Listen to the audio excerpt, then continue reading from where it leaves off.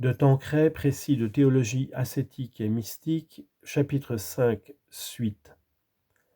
Des fausses amitiés. Nous dirons leur nature, leur danger, leur remède. Leur nature. Les fausses amitiés sont celles qui sont fondées sur des qualités sensibles ou frivoles en vue de jouir de la présence et des agréments de la personne aimée. C'est donc au fond une sorte d'égoïsme déguisé, puisqu'on aime quelqu'un à cause du plaisir qu'on trouve en sa compagnie. Sans doute on est prêt à lui rendre service, mais c'est en vue du plaisir qu'on éprouve à se l'attacher davantage. Saint François de Sales en distingue de 3 sortes. Les amitiés charnelles, qui recherchent les plaisirs voluptueux. Les amitiés sensuelles, qui s'attachent principalement aux qualités extérieures et sensibles, comme le plaisir de voir la beauté, d'écouter une douce voix, de toucher et autres semblables. Les amitiés frivoles basées sur certaines qualités vaines que les faibles esprits appellent vertu et perfection, comme de bien danser, de bien jouer, de bien chanter, de se bien habiller, de sourire agréablement, d'avoir une physionomie aimable. Ces sortes d'amitiés commencent généralement avec l'âge de puberté. Elles naissent du besoin instinctif qu'on éprouve alors d'aimer et d'être aimé. Souvent, c'est une sorte de déviation de l'amour sexuel.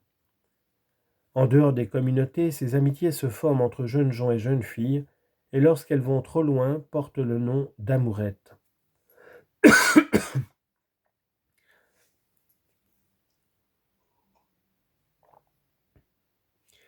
Dans les communautés fermées, elles existent entre personnes du même sexe et s'appellent amitiés particulières. Elles se prolongent parfois jusqu'à un âge plus avancé.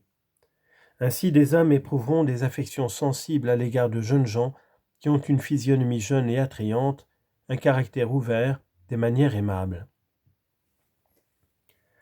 Les signes caractéristiques auxquels on reconnaît les amitiés sensibles se tirent de leur origine, de leur développement et de leurs effets. Au point de vue de leur origine, elles commencent soudainement et fortement, parce qu'elles résultent d'une sympathie naturelle et instinctive. Elles sont basées sur des qualités extérieures et brillantes, ou du moins qui paraissent telles. Elles sont accompagnées d'émotions vives, parfois passionnées. Dans leur développement, elles s'alimentent par des conversations parfois insignifiantes mais affectueuses, parfois trop intimes et dangereuses, par des regards fréquents qui, dans certaines communautés, suppléent aux conversations particulières, par des caresses, des serrements de mains expressifs, etc. Quant à leurs effets, elles sont empressées, absorbantes et exclusives. On s'imagine qu'elles seront éternelles, mais une séparation suivie d'autres attachements y met souvent une fin assez brusque. Les dangers de ces sortes d'amitié sont évidents. C'est un des plus grands obstacles au progrès spirituel. Dieu, qui ne veut pas d'un cœur partagé, commence par faire de reproches intérieurs, et si on n'écoute pas sa voix, se retire peu à peu de l'âme, la prive de lumière et de consolation intérieure. Au fur et à mesure que les attaches grandissent, on perd le recueillement intérieur, la paix de l'âme, le goût des exercices spirituels et du travail. De là des pertes de temps considérables. La pensée se porte trop souvent vers l'ami absent et empêche l'application de l'esprit et du cœur aux choses sérieuses et à la piété. Tout cela finit par dégoûter, décourager. La sensibilité prend le dessus sur la volonté qui devient faible et languissante. C'est alors que surgissent des dangers au point de vue de la pureté. On voudrait bien se maintenir dans les limites de l'honnêteté, mais on s'imagine que l'amitié confère certains droits et on se permet des familiarités de plus en plus suspectes. Or la pente est glissante et celui qui s'expose au péril finit par y succomber. Le remède, c'est de combattre ces fausses amitiés dès le début, vigoureusement et par des moyens positifs. Dès le début, c'est plus facile alors parce que le cœur n'est pas encore profondément attaché. Avec quelques efforts énergiques, on en vient à bout. surtout si on a le courage d'en parler à son confesseur et de s'accuser des moindres défaillances. Si on attend, le détachement sera beaucoup plus laborieux. Confère La vie dévote de saint François de Sales, chapitre 21. Mais pour triompher, il faut des mesures radicales. Tailler, trancher, romper. Il ne faut pas s'arrêter à découdre ces folles amitiés. Il les faut déchirer.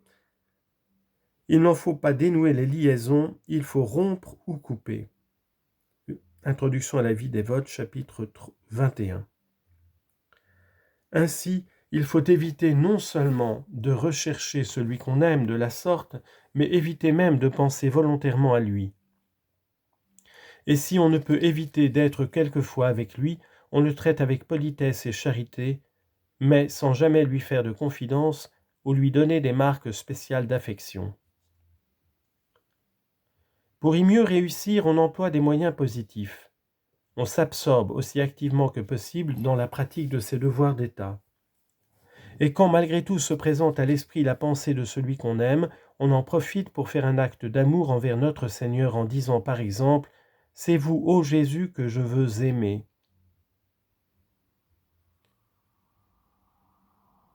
Mon bien-aimé est à moi et je suis à mon bien-aimé pour l'éternité. Unique est mon bien-aimé, unique mon époux. Par là, on profite de la tentation elle-même pour aimer davantage celui qui seul mérite de fixer notre cœur. Des amitiés à la fois surnaturelles et sensibles. Il arrive parfois que dans nos amitiés, il y a un mélange de naturel et de surnaturel. On veut réellement le bien surnaturel de son ami, mais en même temps on désire jouir de sa présence, de sa conversation, et on souffre trop de son absence. C'est ce que décrit fort bien saint François de Sales, au chapitre 20 du même livre. On commence par l'amour vertueux, mais si on est fort sage, l'amour frivole s'y mêlera, puis l'amour sensuel, puis l'amour charnel. Oui, même il y a danger en l'amour spirituel si on est fort sur sa garde, bien qu'en celui-ci il soit plus difficile de prendre le change, parce que sa pureté et blancheur rendent plus connaissable les souillures que Satan y veut mêler. C'est pourquoi quand il l'entreprend, il fait cela plus finement et essaie de glisser les impuretés presque insensiblement. Fin de citation.